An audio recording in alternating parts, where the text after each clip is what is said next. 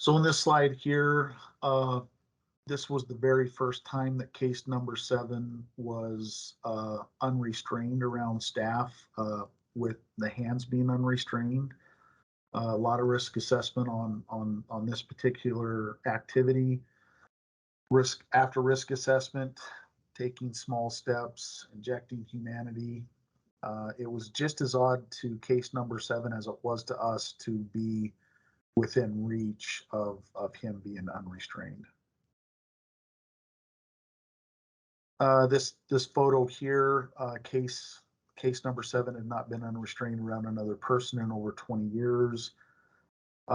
We worked with our activities department, and we were able to include case number 7 and the mentor in a Carl's Jr. feed. And that bottom right photo is like Christmas morning to this guy. We didn't tell him that the cheeseburger thing got approved or anything, kind of sprung it on him.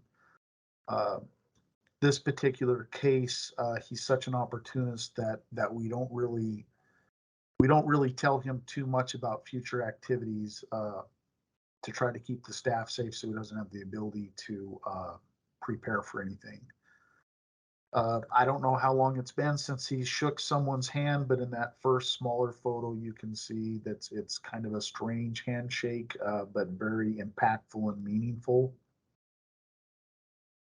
This slide was the first time that he has been outside, short of a restrictive housing rec enclosure.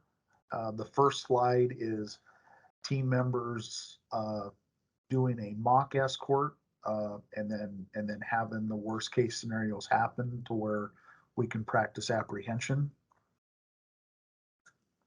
And this was the big activity. After an extensive assessment and pre-plan, the team left special housing to the Complex 2 gym, where we removed all the restraints.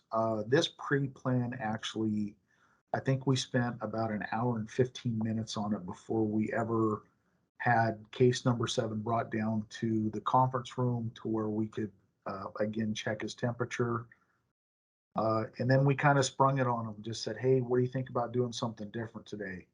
And he's like, "Yeah, let's do whatever." And so he had no idea where we're going or what the plan is. The other photograph captures the activity in the gym. That's all pre-planned, where the officers will be, pairing with an officer.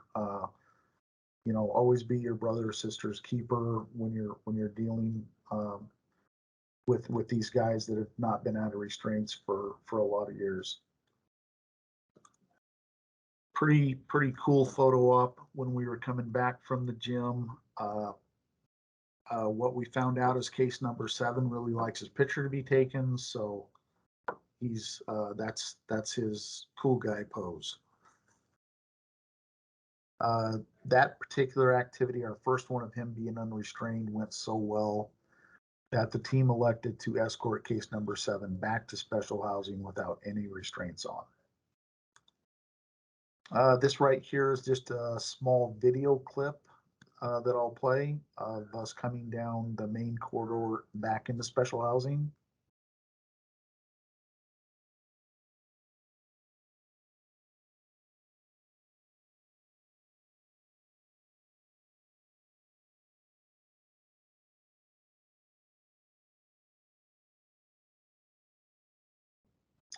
We do a team debrief after every activity, and that particular debrief, we were all just kind of staring at each other, and we're pretty blown away with how successful that particular event went. Took us a long time to get here. This wasn't just an overnight process. So this picture really captures progression. The first photo is pretty much the daily with this guy over the last 15 to 20 years. And then that other photo shows, us sharing a slice of pizza in the gym and a knuckle bump. All of it is based around injecting humanity into every activity that we do, trying to make it as normal as possible. Here's our mentor number one. We currently have two.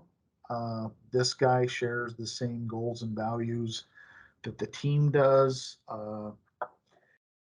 It's interesting too, there's been times where during an activity where case number 7 gets maybe a little too close to somebody, and the mentor will kind of sidestep in between them, and we haven't asked him to do that, but it just kind of reflects his dedication to the goals and values that this team's trying to meet. So then I asked mentor 1 to give a little feedback on his perspective.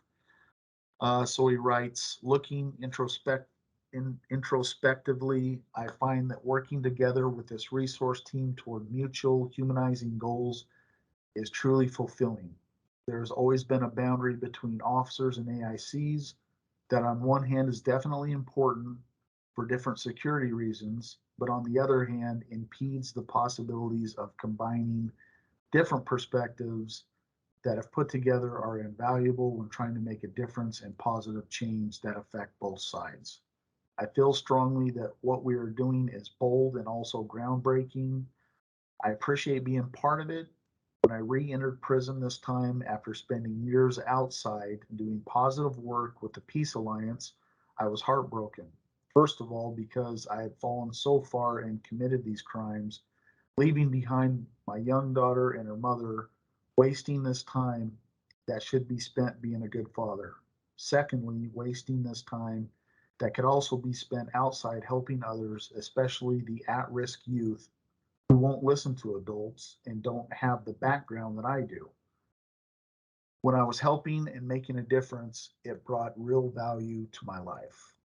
What we're doing here is helping, it is making a difference, and it's giving value to both perspectives that have a track record of not finding value in each other.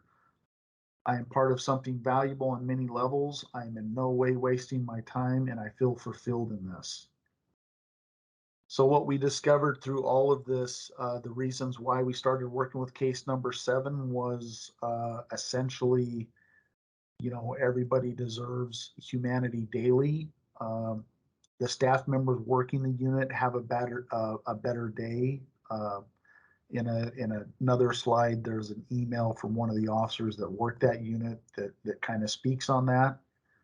But then look at the humanity that mentor number 1 is getting, and then the humanity that the officers on this team are getting. So it's kind of in full circle. It's pretty exciting. So this is an email I received from an officer that works the unit.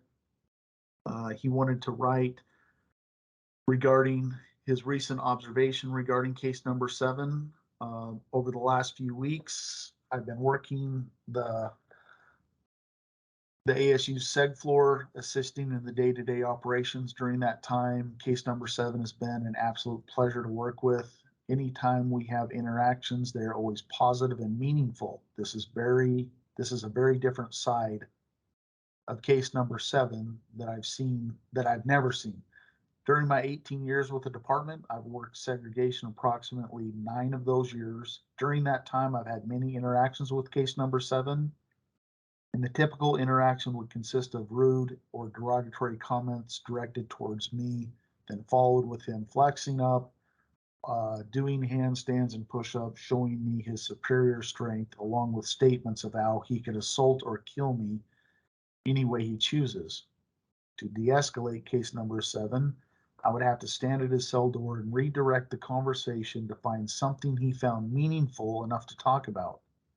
This would sometimes require 20 to 30 minutes of small talk to get him relaxed enough to be able to move on without him kicking his door and screaming at staff as we passed by. By the end of the day, interacting with him would be mentally exhausting.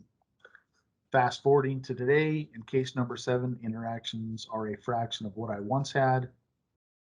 When we do have conversations, they last around 30 seconds to a minute and revolve around the world events, weather, or what he's watching on TV. This has been very helpful in allowing staff to focus on the task at hand and not be stuck at his cell talking or de-escalating situations for 2 hours a shift with his this for that mentality. Uh, Basically what that means is case number 7 thought that compliance had to be purchased. He wasn't going to do something unless he got something in return. And that's one of the things that we told case number 7 in the beginning is we're not here to offer you anything other than humanity. The officer goes on to say, I feel that allowing us to work with AICs in a normal, humanizing manner allows staff, me, to maintain a more personal flow from work to home. I find myself not as mentally exhausted, which allows me to be more productive with my family and personal life. Where before I would have to be very strict and show authority throughout the day at work, not allowing my guard to go down for fear of being seen as I lacked a command presence, confidence, or unsure of myself. I can now speak as we are on the same level, person to person, allowing for more positive, simple interactions versus a stern ask, tell, make style. So there's in a 24-hour period, there's 8 staff that work that unit amongst 3 shifts.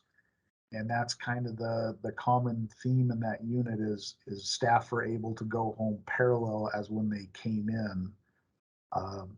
When we talk about taking care of our staff, I think one of the worst things is to be mentally exhausted and drive home 10 minutes to the family and then trying to navigate that because it makes it 2 completely different worlds, worse than it has to be. So there's a lot of value in this just for the staff. And then I talked about the humanity value on the last couple slides.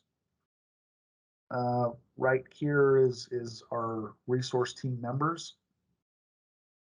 And we list, if you look down at the bottom, AIC mentor number 1 and number 2 are considered resource team members. The partnership that we have with health is amazing. Both of our BHSQs that are down here, not only do they bring a perspective that security is not privy to because they bring the health side of it, but they're also so engaged that they actually are part of the activities where case number 7 is unrestrained. And that's the end of the slideshow.